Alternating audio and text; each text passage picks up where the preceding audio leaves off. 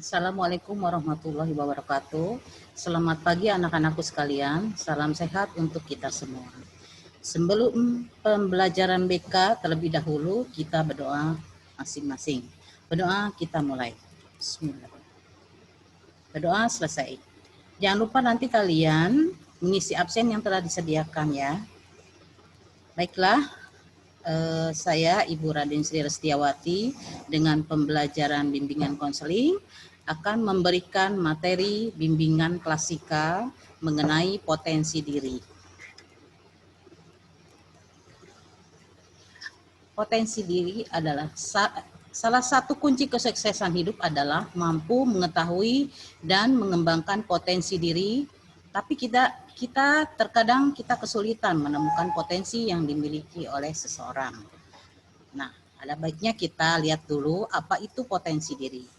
Potensi diri adalah kemampuan, kecakapan, kelebihan yang terpendam yang dimiliki seseorang, baik yang dibawa sejak lahir maupun diperoleh dari pengalaman dan pembelajaran. Oke, macam-macam potensi diri. Satu adalah potensi fisik. Potensi fisik yaitu potensi yang diberdayakan sesuai fungsinya untuk memenuhi kebutuhan hidupnya. Contoh, misalkan mata untuk melihat, hidung untuk mencium bau, kemudian tangan untuk menulis atau membaca dan sebagainya. Ya. Kemudian yang kedua adalah potensi sosial emosional. Potensi yang terdapat di otak kanan manusia. Itu fungsinya untuk bertanggung jawab, mengendalikan amarah, motivasi dan kesadaran diri. Ya. Biasanya potensi yang di otak kanan manusia itu adalah biasanya di dalam bidang kesenian, ya. Kemudian yang ketiga adalah potensi mental intelektual. Potensi kecerdasan yang terdapat di otak kiri manusia. Fungsinya untuk merencanakan sesuatu, menghitung, menganalisis. Yang keempat adalah potensi mental spiritual. Potensi kecerdasan yang ada dalam diri yang berhubungan dengan kesadaran jiwa untuk menemukan norma. Ya. Yang kelima adalah potensi daya juang. Potensi yang berasal dalam diri yang berhubungan dengan keuletan dan ketangguhan. Tips mengenali potensi diri. Yang pertama adalah kenali diri. Apa yang membuat kalian bahagia? Kemudian apa yang diinginkan kalian dalam hidup ini? Ya. Dan apa kelebihan dan kekurangan yang ada pada diri kalian? Ya. Misalkan kelebihan kalian, misalkan kalian suka menggambar ya. Nah, itu kalian harus potensinya harus dikembangkan ya. Nah, itu jadi tidak boleh kalian kalau sudah menggambar lalu tidak dikembangkan, itu tidak akan menjadi potensi akhirnya ya, kalau tidak dikembangkan atau dilatih kembali ya. Itu. Kemudian yang kedua adalah tentukan tujuan hidup ya. Tujuan jangka pendeknya apa ya, kalian harus merencanakannya, dan jangka panjang sesuai kemampuan diri. Yang ketiga adalah kenali motivasi hidup. Motivasi hidup yang akan membangkitkan semangatmu. Ya, kenapa sampai harus dikenali motivasi hidup? Karena itu akan membangkitkan semangat kalian. Yang keempat, hilangkan pikiran negatif. Ya, yaitu karena akan menghambat langkahmu untuk maju. Jangan menyalahkan orang lain, tetapi kita harus evaluasi diri sendiri, memperbaiki dan menemukan jalan yang terbaik. Ya, jangan hanya bisa menyalahkan orang lain. Ya, jadi hilangkan pikiran negatif. Yang kelima, jangan mengadili diri sendiri. Jika terjadi sesuatu yang tidak diinginkan, jangan menyesali diri. Ya, jangan mengadili diri. Hal itu akan membuang-buang waktu saja. Ya, bangkit dan tataplah masa depanmu. Kemudian faktor-faktor yang membuat potensi diri tergali yaitu adalah yang pertama adalah percaya diri. Ya. kepercayaan diri ini sangatlah harus ada, ya. Kenapa? Supaya kalian bisa bersemangat, ya. Kalau misalkan contoh, misalkan kalian punya potensi misalkan menyanyi, ya.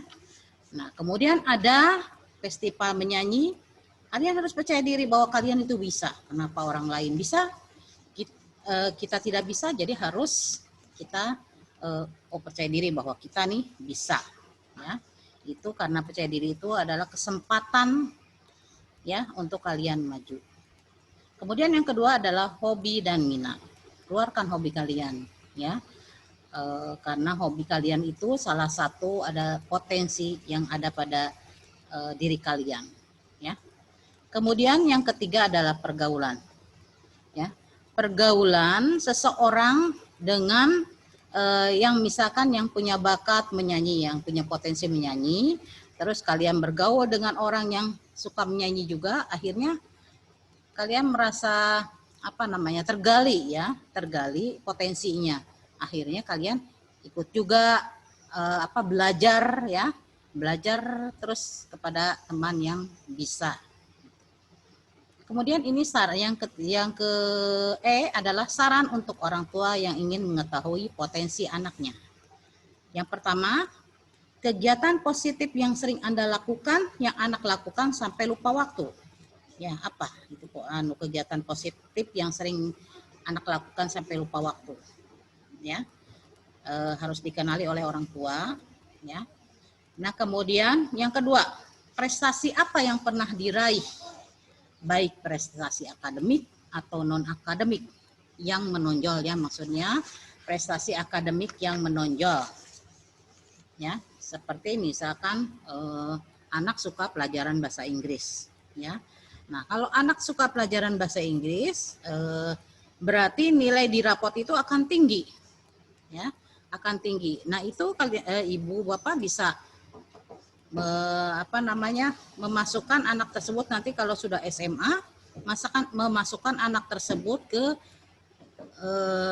jurusan bahasa Inggris, jurusan IBB kalau di SMA, ya. Nah, itu.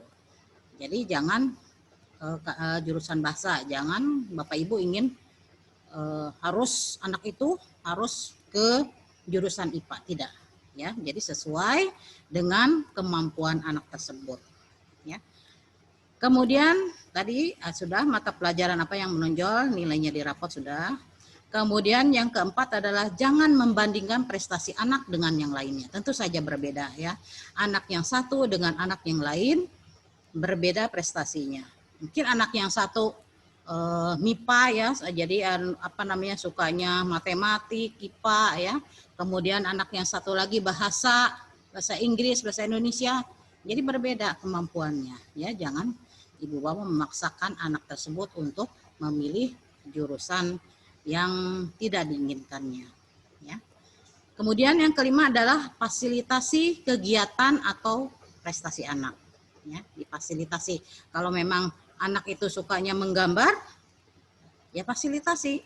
Ibu bapak memberikan buku gambar atau alat-alat melukis, ya, itu supaya prestasi anak itu bisa meningkat, ya.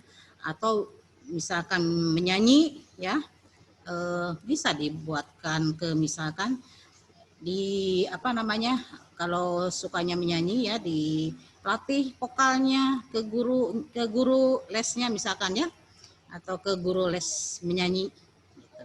Jadi akhirnya prestasi anak bisa meningkat, ya. Nah, ini adalah contoh potensi diri, ya. Nah, di situ kalian bisa melihat teman-teman kalian ada yang hobinya memancing, ada yang hobinya main basket, ada yang hobinya main bulu tangkis, ya, ada yang menyanyi, ada yang catur, dan ada yang menggambar, ya. Nah, kalau memang potensi itu memang bakat yang dari lahir, ya, akan kelihatan, ya. Nah, itu seperti ini, ya.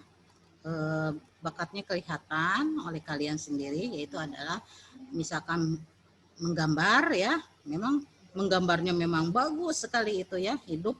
Nah, itu berarti itu memang potensi yang dari bakat ya.